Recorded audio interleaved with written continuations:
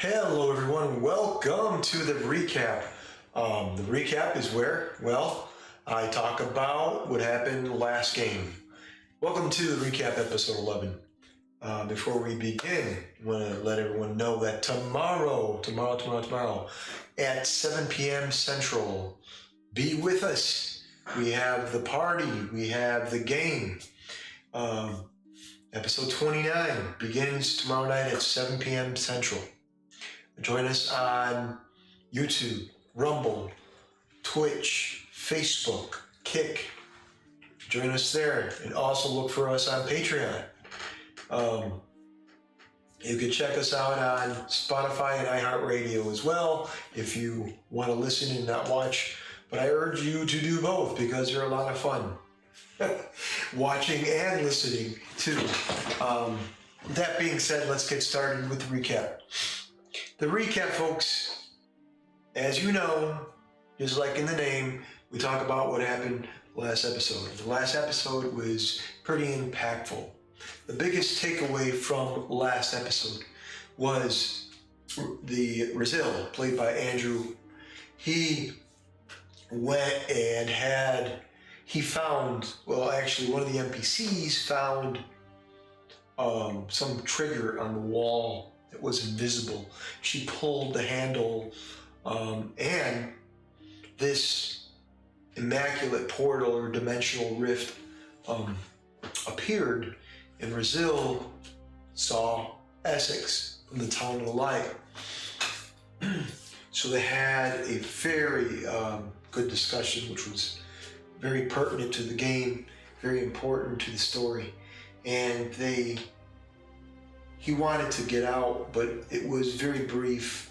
So Brazil, wanting to leave, sent a message to Essex. He understood that the urgency and the dismay, per lack of term, Brazil had. He's in a dangerous situation. They're in a dungeon in his hometown, per se. The city of Tellurian, which is the underwater city, which is his home, Brazil's home. But they are in a very dangerous location, and his urgency, his call for help to Essex, hopefully that triggered something. So with that, they continued, the scene faded, and they moved on. The players are as follows. Brazil, played by Andrew. Christian came back, and he plays Alexander. Mavic was not there. He had disappeared. So one game, Alexander came back. Mavic, played by George Christopher, he disappeared. So these characters are disappearing and coming back. How and why is this happening? They don't know yet. Any interest? Maltlicky said, thoughts on the Scary Movie franchise and its return. Any interest? As far as, we're going to continue in the recap, but that's a good question. I love the Scary Movie franchise. Love it to death. As far as it being back, why not? Let's continue. You gotta love the Wayans. You gotta love them. They are great comedy. I used to watch in living color back in the day. And that's, for those of you who are my age, knows that Jim Carrey started there and started his comedy. So I am a big supporter of the Scary Movies and the franchise. Great question, Maltlicky. Great question. So, let me continue. So, like I said, this is an open forum as well. I understand the recap. We're going over the story from last game, but if anyone has any questions, in the meantime, I'll answer them and break away from the recap shortly. We're going back to what happened. The characters, I said Mavic disappeared and Alexander disappeared, and they were swapping places. They're trying to figure out what happened. So they moved on. www. Okay, I gotcha. They moved on. All the characters, players, they moved on from one location to another in the dungeon. Make a long story short, they found the next item, the sword. The sword has a falcon or some form of an eagle hilt in the hilt of the sword. So they found it. It was hidden behind a wall. There was a painting of the sword. So Alexander had pushed it, and the wall was weak, and the wall moved back, and the sword came out. So now they have the second item, but they still have to figure out the trial or finish the trial for the first item, which is a cross. Other player characters, Colleen plays Eliza, and AJ plays Jaros. And I mentioned Andrew plays Brazil. So those are the party members, and gotta remember, the rest of the party members are still on the ship and the outskirts of the catacombs, which they're in right now. And they're on the sentient airship Reno, who could actually fly and dive underwater. The ship is sentient. They don't know a lot about it. Brazil's connected to the ship. Hopefully he'll find out more about that later. So far everything is, I'm looking at my recording, looks good. So let's continue on. The players ran into a lot of traps. One of them, I forgot to mention his name, Eli Edward. Eli plays Edward, he's a cleric. He found a trap, which is a flamethrower. He went into this room and the flames just shot out. And a very dangerous situation he ran into. Yeah, well, Mavic wasn't in the last game. He did suffer, but he vanished. So we're gonna find out what happened to his character this coming game tomorrow night at 7. But to continue on, thank you for your comment, Maltlicky. So to continue on, the players moved on. They moved from one portion to the dungeon to another. They figured that the sword was north, but they realized the cross lit up as it got closer to the item. So the cross can also find other items. So the closer you get to those items across, like a beacon, it lit up. So they moved on, and as the players moved on, they figured there was traps. Some found traps, some did not, and they found a massive trap later on, which was 3 circles on the ground, and there were pentacles. And one of them landed on the circle, and what happened was lightning damage. Lightning emerged from underneath the circle. It just came out and caused a lot of damage to one of the players. Traps, gotta love traps, guys. Traps are D&D lore, it's all D&D, guys. So traps are in fantasy, they are gonna happen. And when you get caught in a trap, shit does happen. So they went into a trap, or one of them went into a trap. It was Edward. He got caught. He took a little bit of damage, or a lot of damage, because this is a 10d10 lightning damage, and it was pretty nasty. But I didn't roll too high, and thankfully he survived the ordeal. Later on, they met 2 giants. The 2 giants, a frost giant and a fire giant. They defeated both. Also, another takeaway from the story was the 17 portraits. the 17 portraits on the walls, and another portion, other area of the dungeon. To the left, to the right of the corridor, they had seen that there was 11 portraits out of the 11 out of the 17 had the items, and 6 of which had the orphans. But then they realized that, wait a second, out of the orphans, there was Tail, Lila, Gram, Therius, Mavic, and Sophia. They realized that Tail and Sophia are not part of the orphans. So they were taken out of the equation, but they realized something was up. And they realized that they had to position these portraits in order. And they did that pretty well. They figured it out. So when they positioned the portraits in a certain way, something happened. Something opened up. So they had to proceed to the next area. And the 3 circles, of course, one of them was a trap. The other 2, I will divulge now, was not a trap.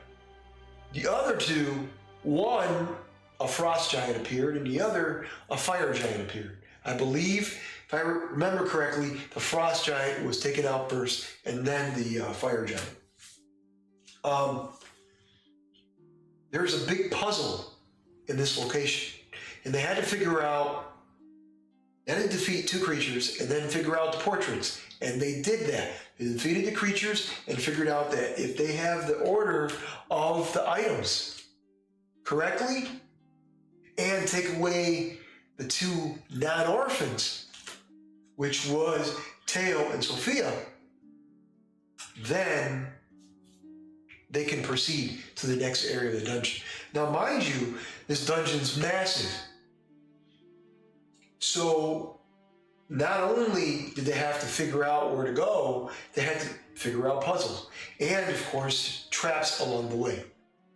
Now, the urgency and how pertinent are these items to the story? They are.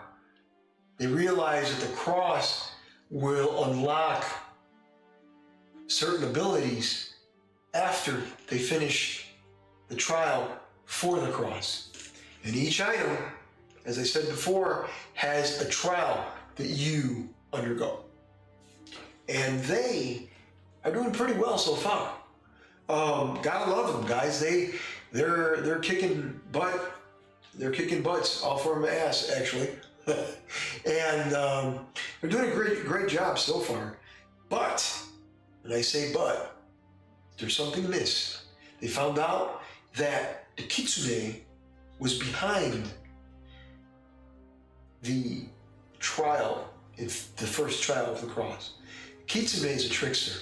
So he is going to try to outthink, manipulate the situation. And he did it well up until the very end. And now they have to finish the trial. And tomorrow at 7 p.m. Central, they're going to begin the end of that trial. And we're going to see the beginning and then the end to see what happens to those particular characters. Now, Edward, the cleric, he is close to, or he channels Bahamut. Eliza channels Tiamat. Edward, Jaros channels Thor. Mavic, he's not, I will tell you who he channels next Saturday. Brazil channels Loki. So you have certain characters that channel powerful gods. Alexander channels Zeus. So there is powerful gods in this, in play. And as they advance they're going to realize that everything that happens to them is for a reason. Every action, every decision they make, every choice. Those items that they have are not only important, but they have a connection. And those connections, at least one of them will be known tomorrow night. The connection with the cross and the party. What ability, what power does it unlock? They are in the portrait room. They defeated the two giants. They know not to stand in these three pentacles, circles on the ground. A circle with a pentacle in it. They know not to do that. And now they're advancing to the final area in that dungeon. And I called it, the title is Dungeon Diving, for a reason. Now, after they move forward, after they proceed on, what will happen next? And I know the recap is what happened before, but dungeon diving, guys, is not much.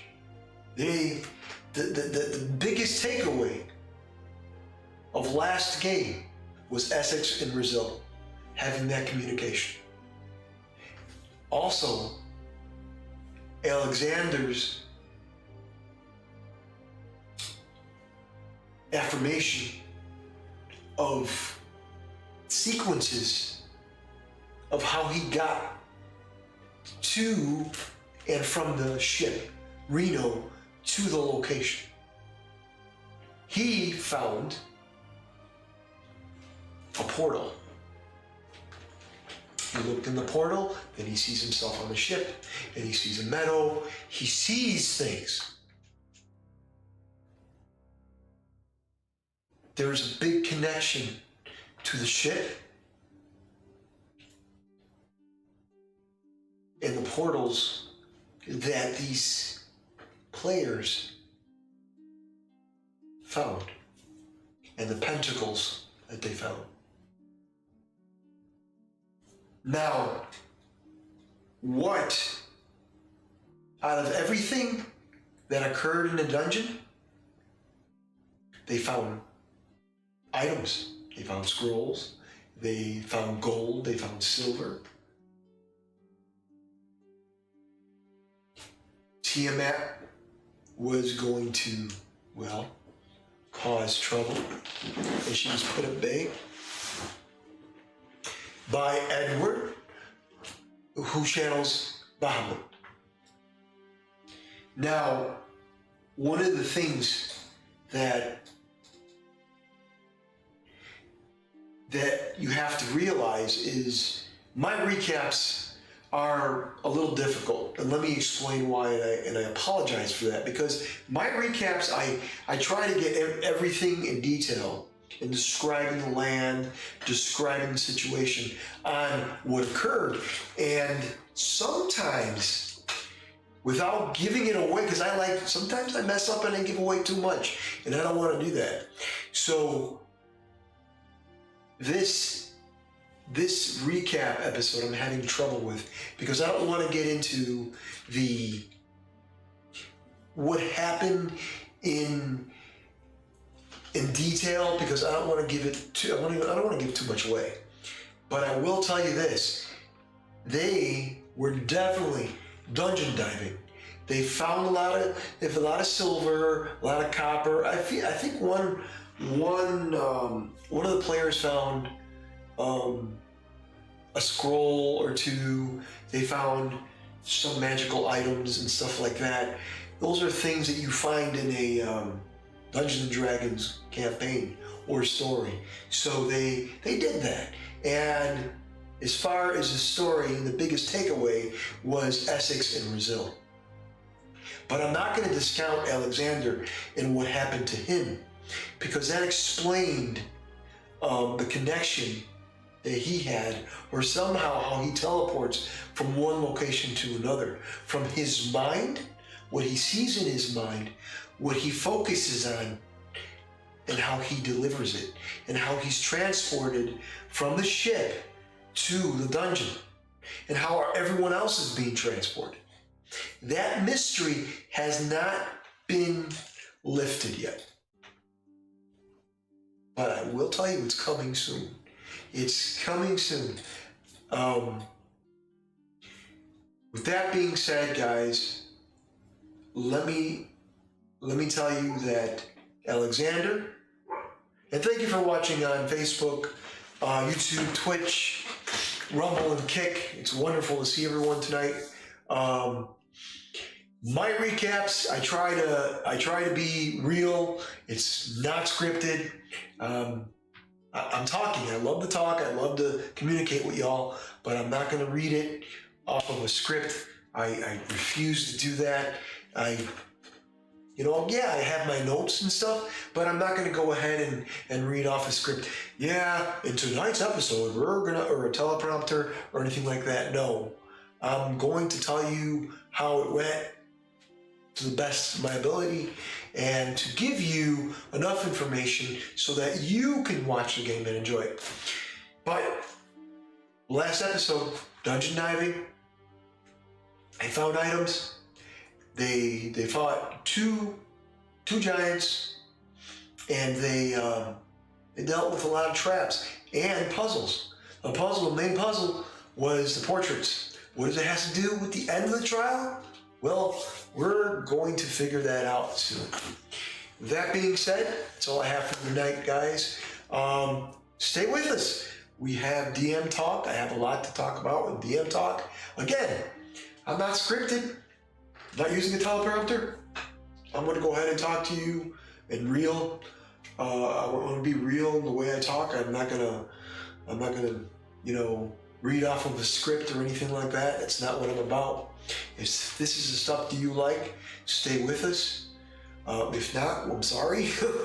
but just stay with us and hang on, because we have DM Talk coming up at 10:30. Have a good night, guys. Thank you for watching.